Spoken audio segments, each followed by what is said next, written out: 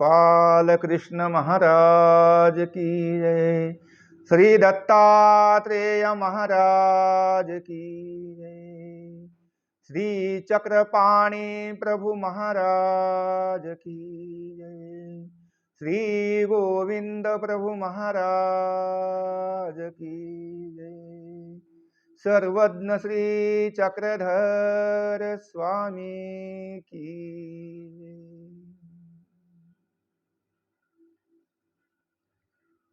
उपस्थित सर्व संत महंत भिक्षुक वासनिक तथा नामधारक परमेश्वर तत्वज्ञानाप्रमाणे आचरण करणारे सर्व बंधू भगिनी सर्वांना माझा विनम्र दंडवत प्रणाम। आज आपण वेगळ्या अशा विषयावर बोलत आहोत। श्रीमद भागवत। श्रीमद भागवत असा ग्रंथ आहे ज्या ग्रंथाची रचना करणारे श्रीमद व्यासमुनी। तर व्यासमुनींनी श्रीमद भागवताची रचना केलेली आहे आणि याचे पहिले वक्ते आणि पहिले श्रोते कोण असतील तर ते शुकदेव आहेत वक्ते, आणि श्रोते आहेत परीक्षित। परीक्षितीला प्रथम श्रीमद भागवत शुक मुनींनी सांगितलेलं आहे। तर श्रीमद भागवत म्हणजे काय आहे? ज्यामध्ये श्रीकृष्ण महाराजांचं चरित्र सांगण्यात आलेलं आहे। चरित्र ते उच्चारावे देवे केले जे गोकुळी। गोकुळामध्ये श्रीकृष्ण भगवंतांनी जे चरित्र केलेले आहे, ज्या खेळ क्रीडा केलेल्या आहे, जे लीला चरित्र केलेले आहे, चरित्र ते उच्चारावे। ते चरित्र आणि ते चरित्र का उच्चारायचं? कारण आहे ना।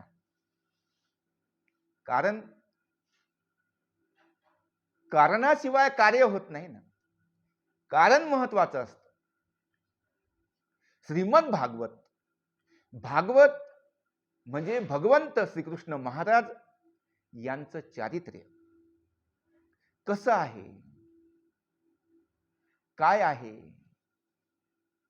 आणि ते उच्चारल्याने काय होतं, ऐकल्याने काय होतं, हे सर्व श्रीमद भागवत या ग्रंथामध्ये सांगितलेले आहे। श्रीमद भागवत या ग्रंथाची रचना करणारे व्यासदेव पराशरांचे सुपुत्र सत्यवती पासून झालेले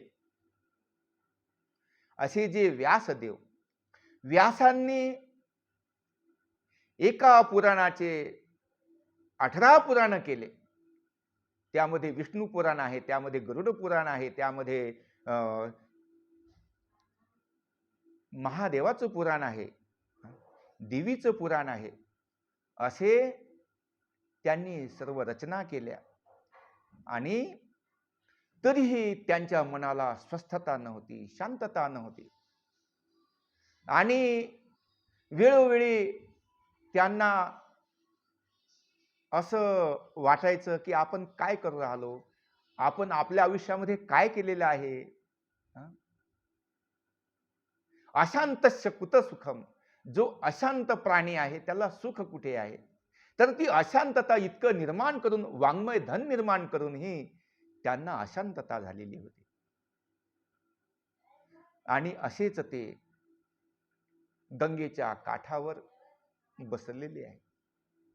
करता सत्यवती सुत अष्टादश पुराणेषु। शेवटचं त्यांनी 17वं गरुड पुराण लिहिलेलं आहे, तरी सुख नाही, समाधान नाही। आणि त्यामध्येच भारत म्हणजे जे महाभारत युद्ध झालं त्या महाभारत युद्धाचंही त्यांनी वर्णन केलेले आहे. जे पहिल्यांदा जो श्लोक निर्माण झाला आणि 1.25 लक्ष गणितीचा जो श्लोक आहे, तर हे सर्व कसे होते? रक्ताने माखलेले होते.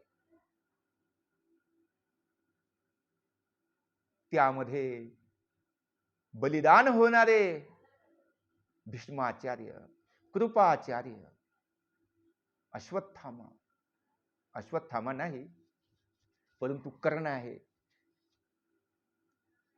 असे जे आप्त स्वकीय हे सर्व त्यामध्ये मृत झालेले आहे. त्या महाभारतामध्ये व्यासाने जे श्लोक लिहिलेले आहे ते सर्व यथातथ्य त्यांनी वर्णन केले आहे. सर्व वीरांचं वर्णन केलेलं आहे.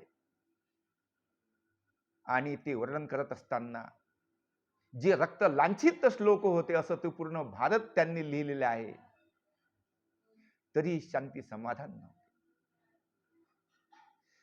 आणि त्या शांती समाधान प्राप्त करण्यासाठी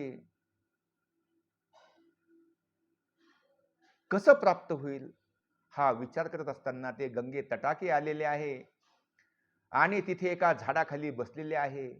आणि इतक्यातून ब्रह्मपुत्र नारद ऋषी हे तिथे आलेले आहे. नारदांनी पाहिलं की व्यासदेव विमस्क अवस्थेत आहेत, निराश अवस्थेमध्ये आहे, मुखावर प्रसन्नता नाही.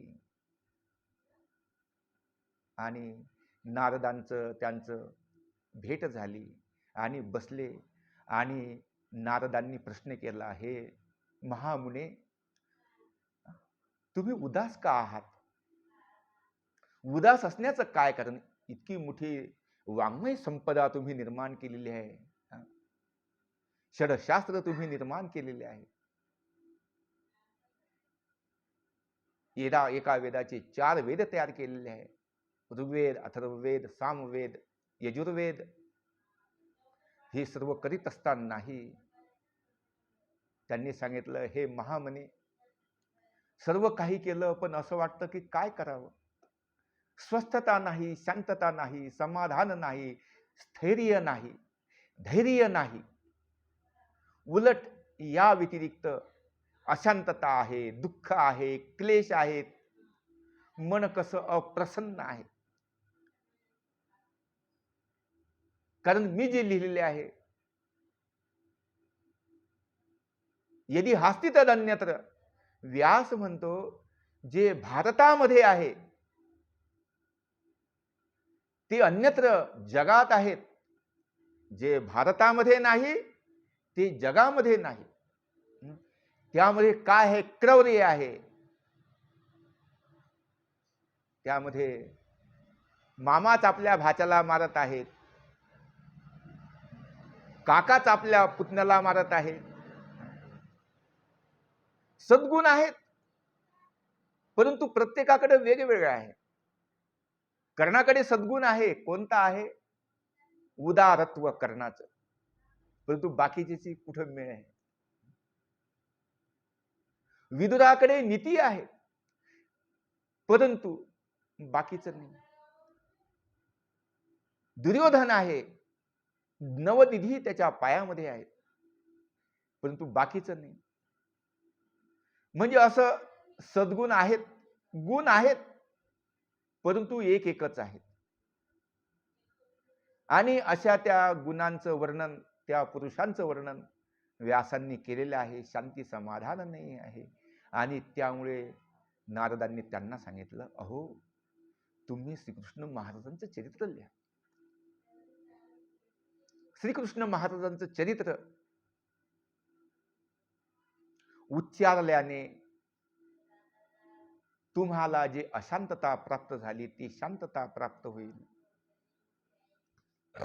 जे दुःख वाटतं ते दुःख जाईल, नैराश्यता जाईल, शांती, समाधान, स्वस्थता आणि आनंद वाटेल. असं ते चरित्र आहे श्रीकृष्ण भगवंताचं. ते का नाही लिहित तुम्ही? ते लिहा. अशा प्रकारे नारदाकडून वेदव्यासांना ती प्रेरणा भेटली आणि त्या प्रेरणेतून त्यांनी श्रीकृष्ण भगवंताचं चरित्र लिहिलेलं आहे. तो सर्व सद्गुणाचा सागर आहे. त्यामध्ये दया आहे, मया आहे, कृपा आहे, करुणा आहे, धैर्य आहे, औदार्य आहे, गांभीर्यता आहे, उदारता आहे.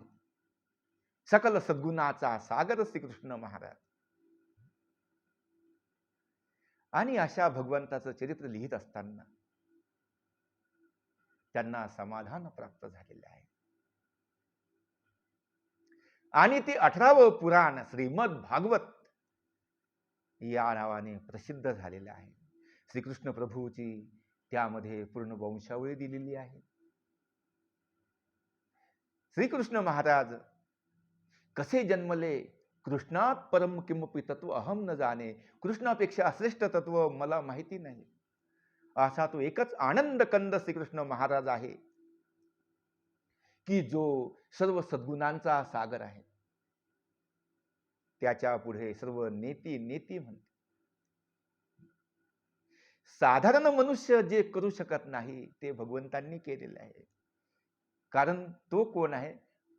परब्रह्म परमेश्वर आहेत.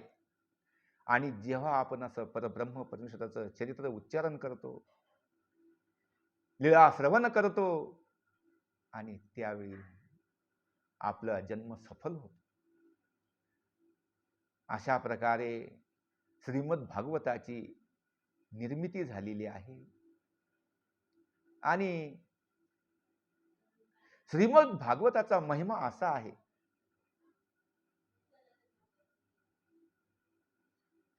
जो महिमा 88,000 ऋषी एकत्रित बसून, सूत ऋषी जे आहे ते शौनिक ऋषी आणि सर्व 88,000 ऋषींना दंडकारण्यामध्ये श्रीकृष्ण महाराजांचं चरित्र अर्थात श्रीमद भागवत सांगत आहे. त्यांचे प्रश्न, शौनिकांचे प्रश्न आणि सुतांची उत्तर असं करता करता तो ग्रंथ झाला. 1.25 लाख श्लोकांचा ग्रंथ झालेला आहे. अशाच प्रकारे अनेक वेळा श्रीमद भागवत ऋषी लोकांनी लावलेलं आहे, ऐकलेलं आहे, त्यांच्या जीवनाचा उद्धार झाला. परंतु त्याआधी पहिल्यांदा जे श्रीमद भागवत सांगितले गेलेले आहे, तर ते कुणी सांगितलं? तर तेच सांगतात. ते सांगत असताना आमचे परमपूजनीय आचार्य महदाचार्य प्रातस्मरणीय विद्वान महाकवी अशा परमपूजनीय श्री पालिमकर बाबाजींनी 1920 साली श्रीकृष्ण छंदिक जन्माध्याय त्यांनी लिहिलेला आहे. आणि श्रीकृष्ण छंदिक जन्माध्यायामध्ये त्यांनी अथपासून इतीपर्यंत श्रीकृष्ण भगवंतांचं जन्मापर्यंत सर्व चरित्र त्या श्रीकृष्ण जन्माध्यायामध्ये वर्णन केलेले आहे. आणि तेच आपल्याला इथे मी सांगत आहेत. काय सांगत आहेत? त्यांनी वर्णन केला. पहिला श्लोक आहे, प्रथम नमन भावे श्री विभो कृष्णनाथा, भवदव भीम हरता, पाळिता जो अनाथा, प्रतियुगी हरिशैली केली नाना करी, जो अरल कवच नांबू प्रेरुनी शांतवी जो. हे प्रथम नमन भावे श्री विभो कृष्णनाथा, हे भगवंता माझं तुला नमन आहे. तू कसा आहे? भव, भव म्हणजे भयंकर अशा संसार रूपी दुःखातून हरता, ते दुःख हरण करणारा आहे. पाळिता जो अनाथा, अनाथांचं पालन करणारा आहे. कसा आहे? परित्राणाय साधूनाम विनाशाय च दुष्कृताम, धर्म संस्थापनार्थाय संभवामी युगे युगे. संत महंतांचं, साधू लोकांचं रक्षण करण्यासाठी, विनाशायच दुष्कृताम, दुष्कृत्याचा विनाश करण्यासाठी, त्यांचा नाशच करायचा आहे. आणि धर्म संस्थापनार्थाय, धर्माची संस्थापना करण्यासाठी, संभवामे युगे युगे, प्रत्येक युगामध्ये भगवंत अवतार धारण करतो. तेच इथे सांगितलं. प्रतियुगी हरिशैली केली नाना करी जो, अरल कवचनांबू प्रेरुनी शांत वीजो. हे राजन शंभली शंभली, 3 वेळा स्वामींनी म्हटलं असं दत्तात्रय प्रभू महाराजांनी. ती अमृत वर्षिणी वाणी आणि अर्लगाचे अधदैविक अधभौतिक आध्यात्मिक तिन्ही ताप नष्ट, असं हे चरित्र आहे. कविकुळ कुशळा जो पूर्ण आधार आहे, अनुसूय कुमरू तो वंदिला भाळी पाहे. अशा प्रकारे दत्तात्रय प्रभूला श्रीकृष्ण महाराजांना कवीने वंदन केलेले आहे. त्यांच्या चरित्राला, त्यांच्या अवतारित्वाला. आता अवतार म्हणजे काय आहे? त्रू धातूपासून अवतार शब्द बनलेला आहे. त्रू म्हणजे तारणे. तर परमेश्वर अवतरतो ना. अवतरतो म्हणजे काय? ज्ञान्या भक्ताला प्रगट होतो. आणि सर्वसाधारण मनुष्याप्रमाणे तो, सर्वसाधारण मनुष्याला तो हवा हवासा वाटतो. आणि भगवंत त्यांच्यामध्ये रमत असतात. ती अवतरती. अवतरती म्हणजे वरून खाली येणे, आणि खाली जो आहे त्याला वर करणे. वर कसं करणे? मोठा मनुष्य तो मंदिरात गेला आणि तो घंटा वाजवित.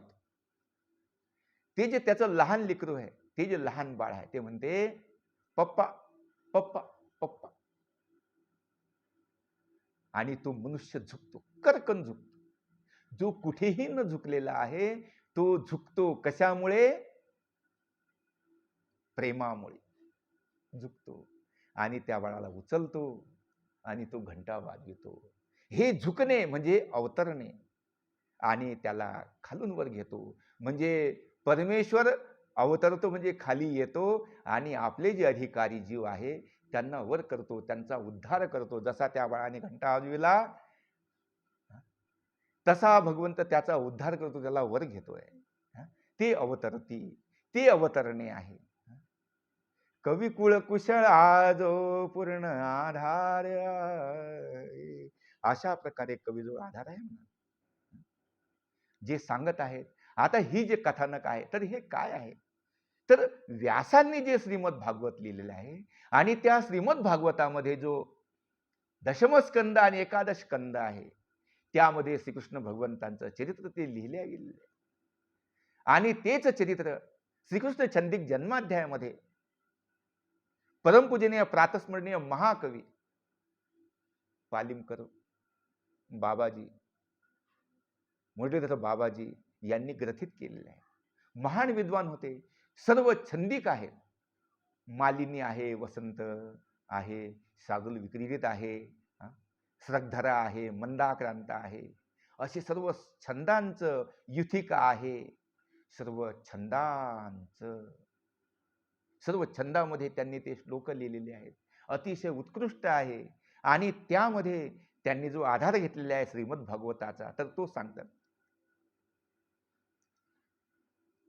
श्रीमद्भागवतारविंद प्रथित पौराणी सद्रत्न जे, व्यासे सत्कथिले तयांत दशम स्कंदी दिठी देखिजे. श्रीमद भागवत जे आहे, आणि त्या श्रीमद भागवताच्या दशम स्कंदामध्ये 10व्या कंधामध्ये जे श्रीकृष्ण परमात्म्याचं जे वर्णन केलेलं आहे ते दिखी. कसं आहे ते? आहे ही यदुपुंगव प्रिय कथा जन्मस्य अपूर्वजी, श्रोत्यां सश्चर्यतामृता कथितसे शेखी पदादा विजी. अशी ही यदुपुंगवाची अर्थात श्रीकृष्ण महाराजांची अतिशय उत्कृष्ट कथा आहे. आणि कथा ऐकल्याने काय होते? श्रोत्याम सश्चर्यताम मृता कथितसे शेखी पदादा विजी. म्हणजे कैवल्य पदाला घेऊन जाणारी कथा आहे. श्रद्धा भावपूर्वक ऐकायला पाहिजे. कसं आहे? भावेन देवम, देवाला भाव प्रिय. तुम्ही भावपूर्वक ऐका हो, देव तुमचा उद्धार करून टाका. इतकं या कथेमध्ये पावित्र्य आहे. अशी ती व्यासांनी लिहिलेली श्रीमद भागवत कथा अर्थात श्रीकृष्ण कथा मी आज आपल्याला सांगत आहे. आणि ती सांगताना श्रीमद भागवत अर्थात श्रीकृष्ण कथेचं महत्व आपणाला सांगत आहे. हीच कथा. कारण असं झालं की कौरव पांडवांचं युद्ध झालेलं आहे आणि त्या युद्धामध्ये असत्याचा नाश झाला, सत्याचा विजय झाला, अभक्त मारले गेले, भक्तांचं रक्षण केले गेले. आणि उत्तरेच्या पोटी जो अभिमन्यूचा गर्भ होता, त्या गर्भाचं भगवंतांनी सुदर्शन चक्र घालून अश्वत्थाम्याचं जे ब्रह्मास्त्र होतं, त्या ब्रह्मास्त्रापासून पांडवांच्या वंशाचं रक्षण केलं. तो तसा नाही. योगक्षेमम वहाम्यहम, अहम वहामी योगक्षेमम. जो माझा अनन्य भक्त आहे अर्जुना, त्याचं मी योगक्षेमम चालवितो. योग म्हणजे अप्राप्त वस्तू. अनन्यश्चिंतयन्तो माम ये जनः पर्युपासते तेषां नित्याभियुक्तानां योगक्षेमं वहाम्यहम. अर्जुना, जो माझा अनन्य भक्त आहे, त्या अनन्य भक्ताला, अनन्य भक्त कसा आहे? ज्ञानेश्वरांनी ज्ञानेश्वरीमध्ये वर्णन केलेलं आहे अनन्य भक्त कसा असावा. का तो चातक उदयलेया मेघाची वास पाहे, भूमीचे उदगतया घेण्याची नाही.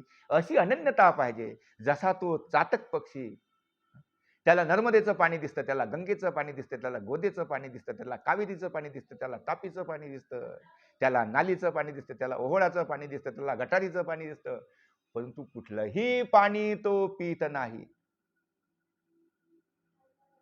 उदयले या मेघाची वास पाहे.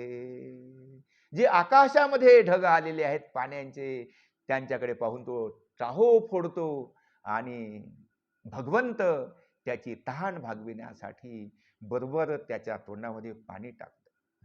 अशी एकाग्रता आणि अनन्यता पाहिजे. आणखी कशी? जैसी का पतिव्रता अनेक धर्म नेणे सर्वथा, सर्वव्रत दान कथा पतीच कारणे. दुसरं उदाहरण दिलं ज्ञानेश्वरांनी. जशी पतिव्रता आहे, पतिव्रता, पतीचं व्रत करणारी, पतीच्या पावलावर पाऊल देऊन चालणारी, अशी ती जी पतिव्रता आहे, जेव्हा तिचं लग्न झालं तेव्हा तिने आपले आई सोडले, वडील सोडले, घर सोडलं, दार सोडलं, भाऊ सोडले, बहीण सोडली, जे इष्ट होते, नातेवाईक होते ते सोडले, गाव सोडलं. इतकंच नव्हे, त्यासाठी आपलं गोत्र सुद्धा सोडले. अनेक धर्म नेणे सर्वथा. तिला कुठला धर्म माहिती नाही. पती हाच धर्म आहे. पतीने सांगावं आणि पत्नीने करावं. आणि त्यासाठीच ती सर्व व्रत दान कथा पतीच कारणे. पतीसाठीच ती सर्व व्रत करते, दान करते, उपवास करते, दान करते, धर्म करते, नामस्मरण कशासाठी करते? पतीसाठीच.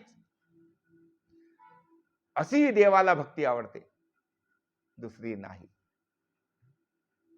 तर अनन्यता पाहिजे. आणि ती अनन्यता पांडवांमध्ये होती, म्हणून भगवतांनी त्यांच्या सर्वस्वाचं रक्षण केलं. आणि शेवट त्यांचा जो होता अंकुर, अर्थात परीक्षिती, त्या परीक्षितीचं स्वामींनी रक्षण केलं. अशी अनन्यता पाहिली. आणि परीक्षितीला परीक्षित का म्हणायचं? परिरक्षित म्हणजे सर्व प्रकारे भगवंतांनी त्या मुलाचं रक्षण केलेलं आहे, म्हणून त्याचं नाव परीक्षित ठेवलं गेलेलं आहे. पांडवांचा विजय झाला. त्यानंतर द्वापरयुग संपत आलेलं आहे. भगवंतालाही निज धामात जायचं आहे. भगवंतांनी सर्वांना सांगितलं, आता तुम्ही जा, हिमालयामध्ये जा, आपला देह क्षेप करा. सर्व निघाले, परंतु धर्मराज थांबले. धर्मराजांनी तिकडे श्रीकृष्ण भगवंताचा जो नातू होता त्याला द्वारकेचा राजा बनविला आणि इथे हस्तिनापूरला आपला जो वंशज होता परीक्षित त्याला राज्यासनावर बसले. चक्रवर्ती सम्राट राजा त्याला पद दिलं, निघून गेले. असे खूप वर्ष निघून गेले. परीक्षित चांगल्या प्रकारे प्रजेचं रक्षण करत होते. प्रजेला मुलाप्रमाणे सांभाळत होते. त्यांच्या सुखात त्यांच्या दुःखात सर्व सहभागी व्हायचे. दानशूर होता, उदार होता. ब्राह्मण प्रतिपालक होता. गो म्हणजे गायीचं पालन करणारा, ब्राह्मणांचं पालन करणारा प्रतिपालक. ब्राह्मण प्रतिपालक असं त्याचं बिरुदावली होतं. कधीही त्याने असत्य आचरण केलं नाही, कधीही त्याने अधर्म आचरण केला नाही. असा पुण्यशील राजा, आणि तोही पांडवांचा वंशज. खूप मोठा राजसूय केलेला आहे. सर्व राजांना कोणाला मारून कोणाला हरवून सर्व त्यांची संपत्ती एकत्रित करून पांडवांनी मोठा यज्ञ केलेला आहे. नंतर परीक्षित राजा झाला, सर्व निघून गेले. हाही आपल्या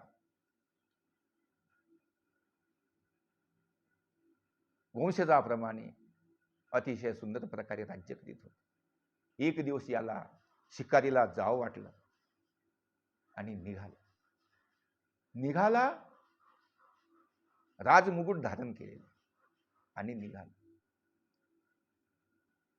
परंतु तो जो मुकुट होता तो जरासंधाचा होता. जरासंधाचा मुकुट त्याने धारण केलेला होता.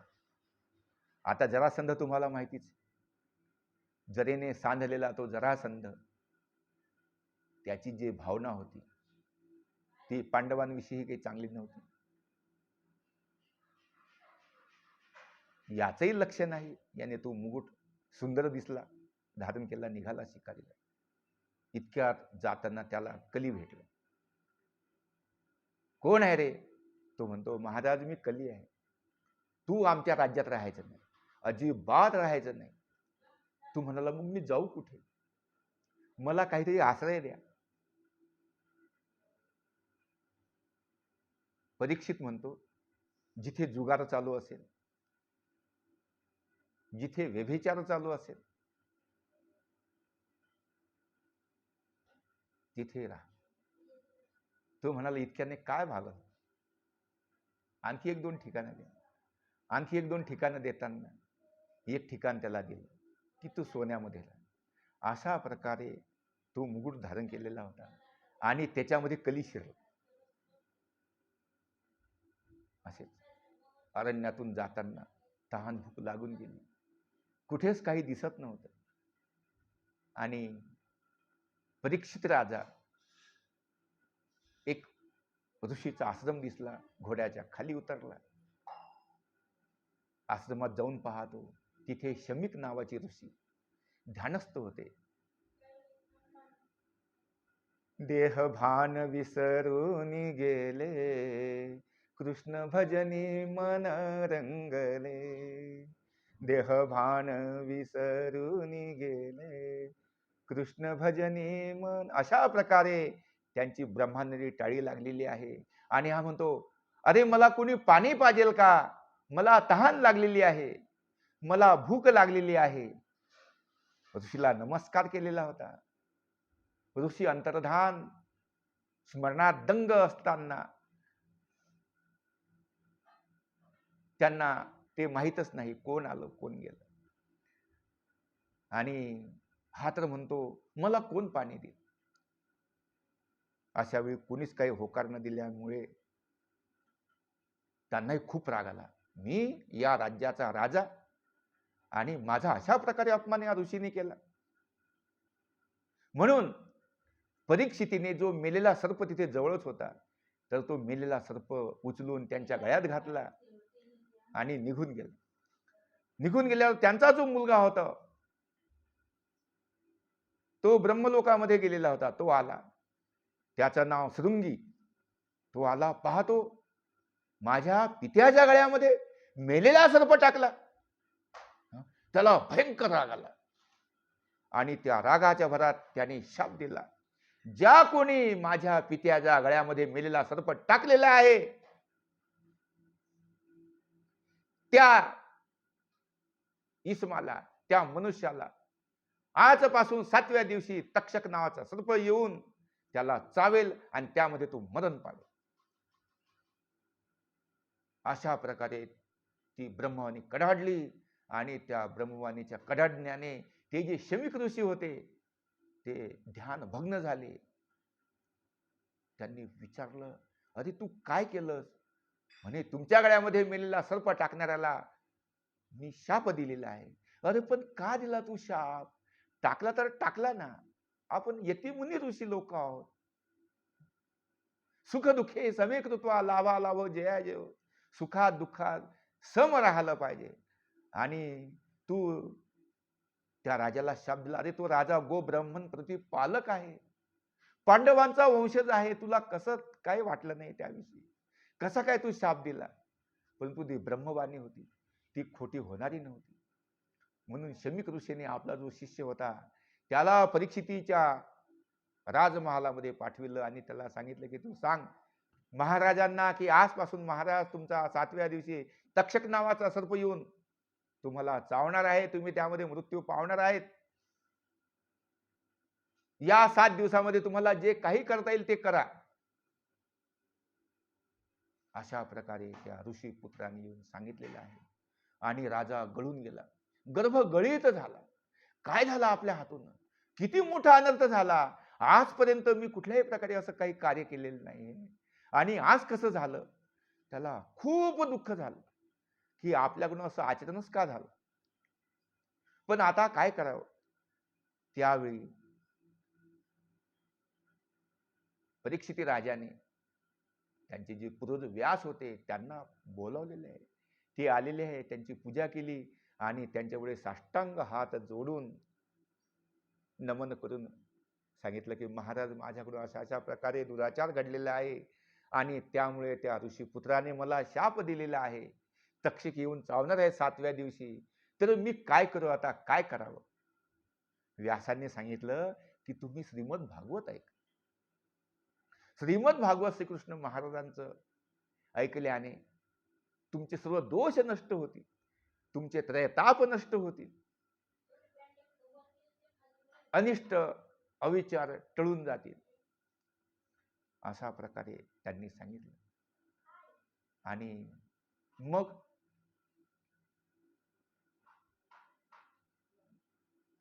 महाराज तुम्हीच सांगा. त्यांनी सांगितलं, हे मी सांगू शकत नाही, ही माझी योग्यता नाही. त्यासाठी तितकाच तोला मोलाचा विद्वान तुमच्याकडे पाहिजे, ब्रह्मज्ञानी. मग कोण आहे? तर त्यांनी सांगितलं शुक मुनींद्र, शुक योगींद्र. अशा प्रकारे शुक योगींद्राचं नाव सांगितलेलं आहे. आता शुक योगींद्र म्हणजे की साधी गोष्ट. शुक योगींद्र म्हणजे व्यासाचे सुपुत्र. 12 वर्षापर्यंत ते शुक आईच्या गर्भावस्थेमध्ये होते, पोटामध्ये होते. त्यांना हे मान्यच नव्हतं, पुनरुपी जननम पुनरुपी मरणम पुनरुपी जननी जठरेशयनम. हे पुन्हा जन्मणे पुन्हा मरणे यापासून मुक्त होण्यासाठी ती निघतच नव्हते. त्यावेळी श्रीकृष्ण भगवंतांनी त्या बाळाला उपदेश केला. तो बाळ आईच्या पोटातून निघाला आणि तसाच माते पितेकडे लक्ष न देता जंगलामध्ये निघून गेला ब्रह्मज्ञान प्राप्त करण्यासाठी आणि परमेश्वराला प्राप्त करण्यासाठी. असे ते शुक योगींद्र होते, ब्रह्मवेत्ते. व्यासांनी सांगितलं की तुम्ही त्यांच्याकडनंच ऐका, तेच एक आहेत तुमचा उद्धारक करण्यासाठी सहाय्यक होणारे. अशांच्याच मुखातून जे ब्रह्मज्ञानी आहे, आचरणशील आहे, तपोशील आहे, ज्ञानशील आहे, अशांच्याच मुखातून तुम्ही श्रीमद भागवत ऐकायला पाहिजे, अशा प्रकारे त्यांनी सांगितलं. आणि त्या प्रकारे परीक्षित राजाने त्यांना पाचारण केलं. ते आले, नमस्कार केला आणि त्याआधी राजाने एका लोहदंडावर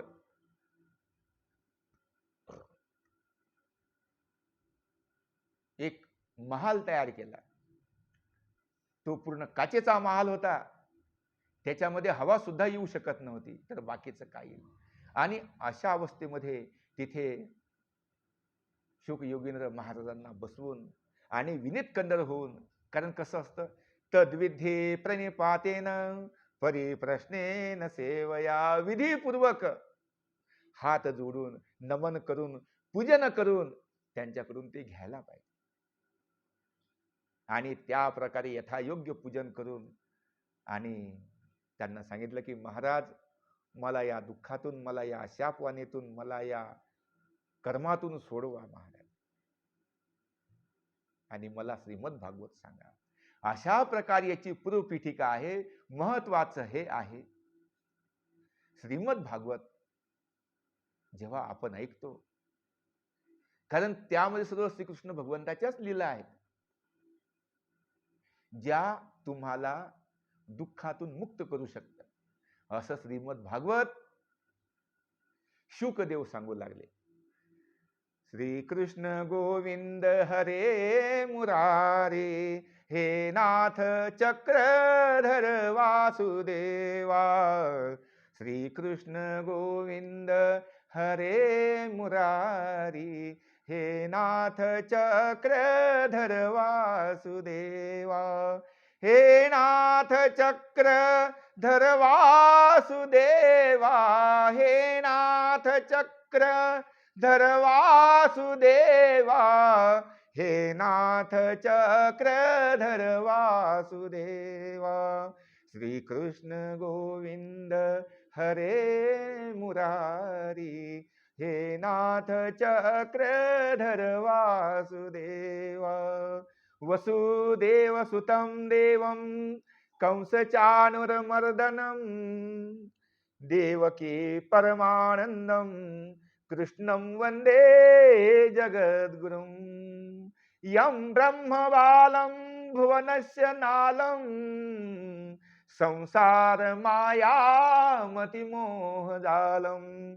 यशो विशालं शिशुपालकालं, गोविंद बालं मनसा स्मरामि. व्रजे प्रसिद्धं नवनीत चोरं, चौरांगणानां च दुकूल चौरम्. अनेक जन्मार्जित पाप चौर्यं, चौराग्रगण्यं कृष्णं नमामि. आदौ देवकी देव गर्भ जननं, गोपी गृहे वर्धनं. मायापूतन जीवितापहरणं, गोवर्धनं धारणं. कंसच्छेदन कौरवादिहतनं, कुंती सुता पालनं. एतद्भागवते पुराण कथितं, श्रीकृष्ण लीलामृतम्. एकं शास्त्रं देवकी पुत्र गीतम्, एको देवो देवकी पुत्र एव. एको मंत्र तस्य नामानि यानि, कर्मापेकं तस्य देवस्य सेवा.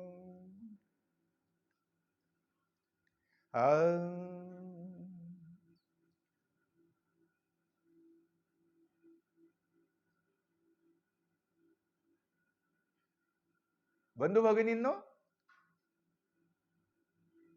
श्री मद भागवताचं महात्म्य आपण ऐकत आहोत.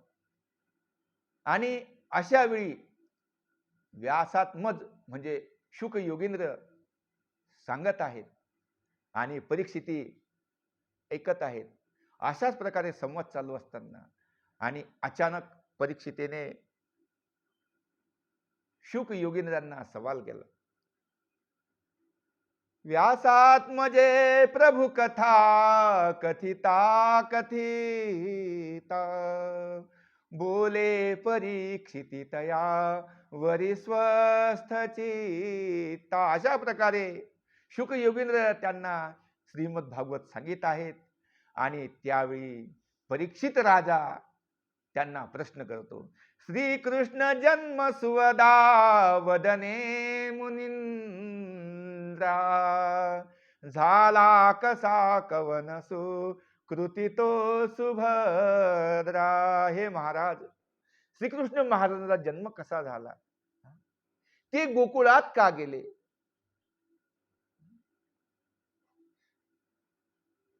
यदु राजा कुठे होता, त्यांचं कुळ कसं आहे, श्रीकृष्ण भगवंतांनी जन्म कसा घेतला, बंदी शाळेतच का घेतला,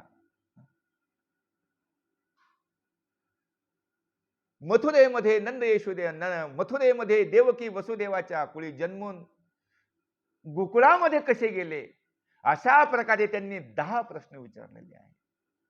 आणि त्या प्रकारे शुक योगींद्र त्यांच्या प्रश्नाची उत्तर देत आहेत. अतिशय रोचक कथा आहे, अतिशय भक्तिभावपूर्ण, अतिशय दुःख निवारण करणारी अशी ही श्रीमद भागवताची कथा, श्रीकृष्ण महाराजांची कथा आहे. आणि त्यावेळी श्रीकृष्ण जन्म सुवदा वदने मुनींद्रा झाला कसा कवनसु कृती तो सुभद्रा. अशा प्रकारे त्याने सवाल केला आणि त्यांच्या प्रश्नाची उत्तर श्रीमद भागवतामध्ये शुक योगींद्र परीक्षित राजाला सांगतील. अशा प्रकारे ही श्रीमद भागवताची पूर्व पीठिका होती. श्रीमद भागवताचं महात्म्य होतं. कारण जोपर्यंत आपल्याला त्या वस्तूचं महत्व कळत नाही तोपर्यंत आपल्याला त्याची किंमत नसते. किंमत कशी नाही आहे, एका चोराने एका जहागीरदाराच्या इथे चोरी केली. कशाची? घोड्याची चोरी केली. काठीवाडी घोडा, धष्ट पुष्ट 6.5-7 फुटाचा असा तो घोडा, अतिशय लावण्यवंत, अतिशय गुणवंत असा तो घोडा त्याने चोरला आणि बाजारामध्ये नेला विकण्यासाठी. बाजारामध्ये विकण्यासाठी नेला तर बाजारामध्ये उभा केला. एक पारखी मनुष्य होता, पारखी नजरेचा मनुष्य होता. त्याने घोडा पारखला आणि घोडा खूप सुंदर आहे आणि आपल्याला याला घ्यायचं आहे अशा प्रकारे विचार करून तो त्यांच्याकडे गेला. नमस्कार पाहुणे, नमस्कार नमस्कार. का हो, घोडा विक्रीला आणलेला आहे? तो म्हणाला हो. काय किंमत आहे तुम्हीच सांगा ना. द्या मग 1000 रुपयाला.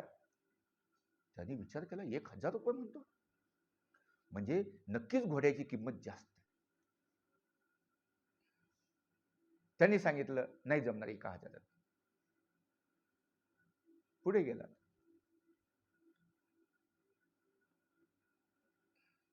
दुसरा आला.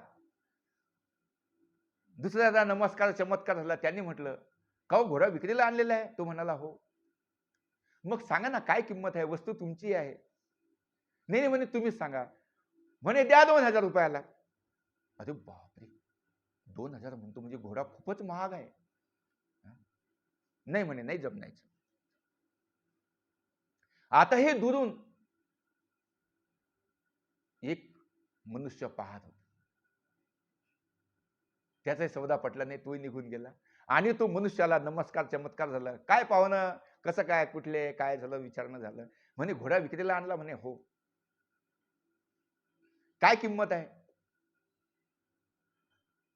आता संध्याकाळ होत आलेली होती. त्यांनी म्हटलं आता किती बसा. नाही म्हणे तुम्हीच सांगा. म्हणे द्या 5,000 रुपयाला. म्हणे चालेल. परंतु तो म्हणतो मला घोड्याची परीक्षा घेणं आवश्यक आहे. म्हणे ठीक आहे ना, काही हरकत नाही ना. घोड्याचा लगाम त्याच्याजवळ दिला आणि देणं म्हणून आपल्या जे फाटक्या वाहना होता त्याजवळ ठेवलेले आहे. आणि त्याने घोड्यावर बसला, घोड्याला टाच मारली आणि निघून गेला. निघून गेला. 1 तास झाला, 2 तास झाले, 3 तास झाले.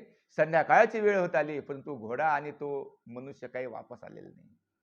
मग ज्याने पहिल्यांदा घोडा पाहिलेला होता, तो आला. काय पाहुणं घोडा विकला?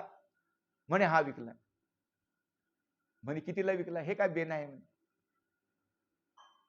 म्हणजे घोडा काय, किंमत काय, वस्तूची किंमत कळली नाही. ते न कळल्यामुळे शेवट जसा आला तसाच गेला. काही भेटलं? काहीच नाही भेटलं. म्हणून ते कळायला पाहिजे. त्याला वाटलं होतं की आपण आणखी 1500 रुपये करून टाकू, घोडा घेऊन जाऊ. परंतु ते आधीच होऊन गेलेले आहे.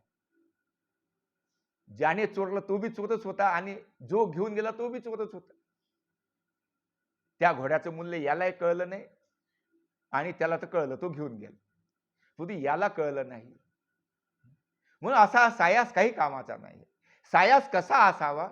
परमेश्वर प्राप्तीचा सायास असावा. म्हणून अशी ही महत्वाची श्रीमद भागवताची ही कथा आहे आणि ती आपण लक्षपूर्वक ऐकावे अशी ही पूर्वपीठिका होती. आज आपण श्रीमद भागवत ऐकण्यासाठी इथे उपस्थित झालो आहात. परमेश्वर आपणाला उदंड आयुष्य देव, आपल्याकडनं अशी ही कथा ऐकून घेऊ. आपल्याला परमेश्वर श्रीकृष्ण महाराजांची भक्ती घडावी अशा प्रकारे भगवंताला विनंती करतो. आणि ही जी कथा आहे उद्यासाठी इथेच आज थांबवितो. श्री गोपाल कृष्ण महाराज की जय. श्री दत्तात्रेय महाराज की जय. श्री चक्रपाणी प्रभु महाराज की जय. श्री गोविंद प्रभु महाराज की जय. सर्वज्ञ श्री चक्रधर स्वामी की जय. दंड.